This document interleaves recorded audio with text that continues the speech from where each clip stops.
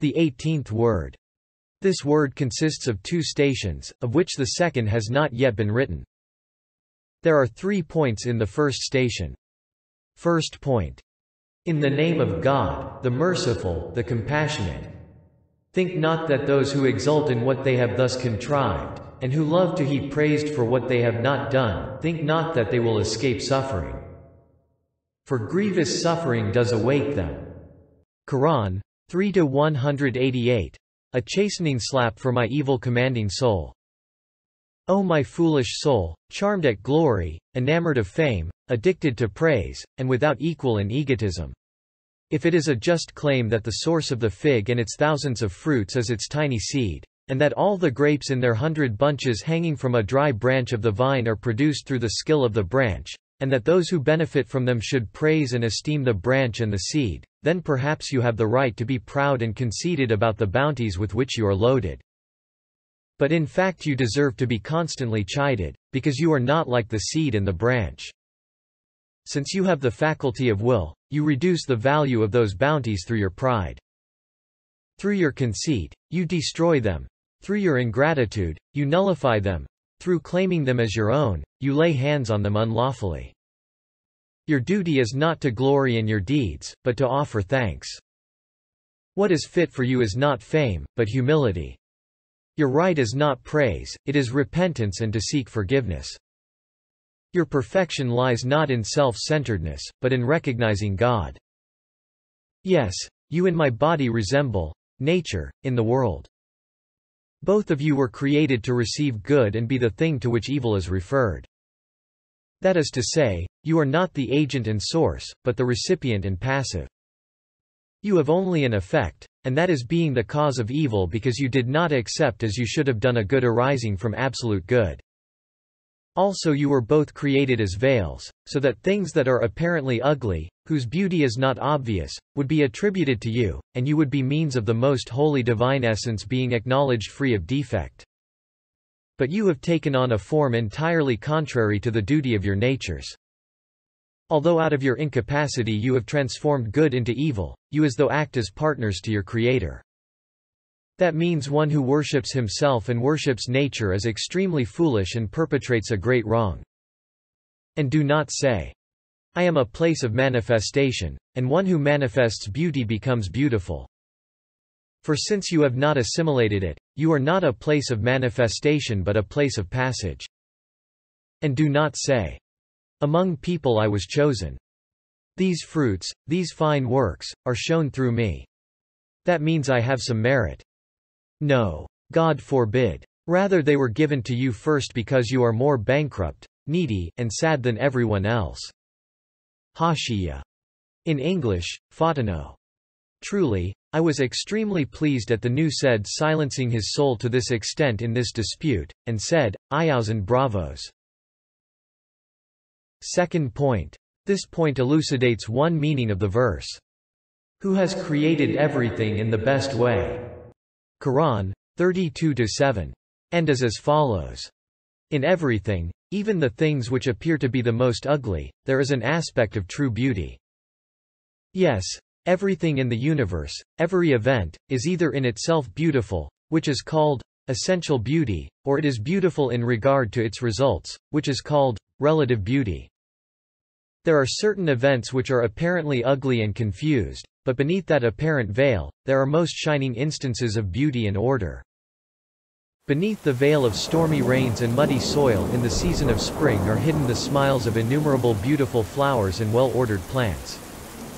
And behind the veils of the harsh destruction and mournful separations of autumn is the discharge from the duties of their lives of the amiable small animals, the friends of the coy flowers, so as to preserve them from the blows and torments of winter events, which are manifestations of divine might and glory and under the veil of which the way is paved for the new and beautiful spring.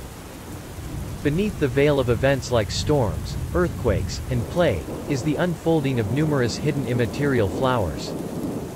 The seeds of many potentialities which have not developed sprout and grow beautiful on account of events which are apparently ugly.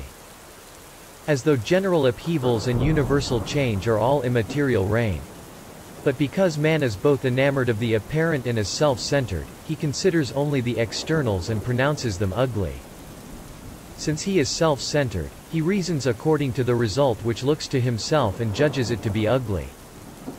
Whereas, if, of their aims one looks to man, thousands look to their Maker's names. For example, man reckons to be harmful and meaningless thorned plants and trees, which are among the great miracles of the Creator's power. Whereas they are the well-equipped heroes of the grasses and trees.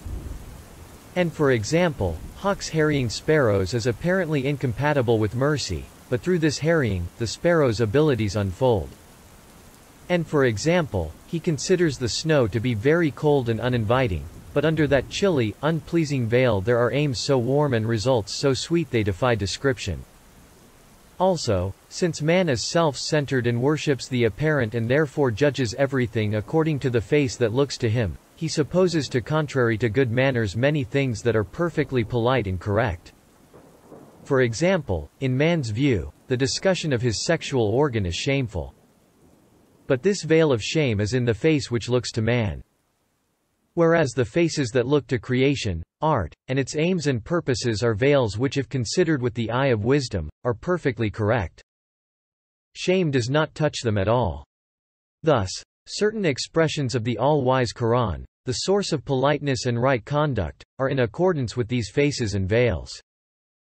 Beneath the apparent faces of creatures and events which seem to us to be ugly, are extremely fine, wise art and beautiful faces looking to their creation, which look to their Maker, so too there are numerous beautiful veils which conceal their wisdom, and moreover, great numbers of apparent instances of disorder and confusion which are most regular sacred writing.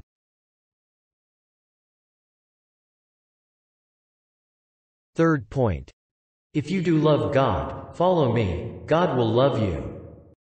Quran 3:31. Since in the universe there is observedly beauty of art, and this is certain, it necessitates with a certainty as definite as actually witnessing it the messengership of Muhammad. Peace and blessing upon him. For the beauty of art and finely ornamented forms of these beautiful creatures show that their fashioner possesses a significant will to make beautiful, and powerful desire to adorn. And this will and desire show that the Maker possesses an elevated love, and sacred inclination towards the perfections of the art he displays in his creatures.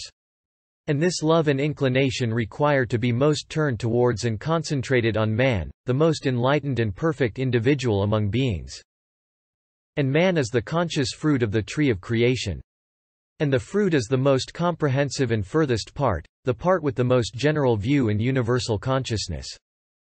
And the one with the most comprehensive view and universal consciousness should be the most elevated and brilliant individual, who will meet with and be addressed by that beauteous Maker, who will expend his universal consciousness, and comprehensive view entirely on the worship of his Maker, the appreciation of his art, and offering thanks for his bounties.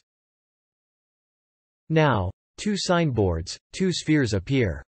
One is a magnificent, well-ordered sphere of dominicality and exquisitely fashioned, bejeweled signboard of art.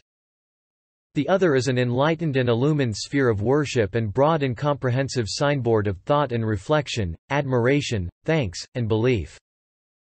This second sphere acts with all its strength in the name of the first sphere. Thus, it will be clearly understood how closely connected with the Maker is the leader of the second sphere, which serves all the Maker's art-cherishing aims, and how beloved and acceptable he is in his eyes. Is it at all reasonable to accept that the munificent fashioner of these fine creatures, who so loves his art and even takes into consideration all the tastes of the mouth, would remain indifferent towards his most beautiful creature, who, in a clamor of admiration and appreciation which makes the throne and earth reverberate and in a litany of thanks and exaltation which brings to ecstasy the land and the sea, is worshipfully turned towards him? Would he not speak with him and want to make him his messenger and wish his commendable conduct to pass to others? It is possible that he would not speak with him and not make him his messenger. By no means.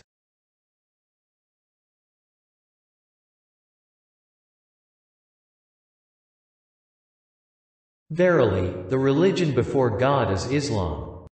Quran 3:19. Muhammad is the messenger of God. Quran 48-29.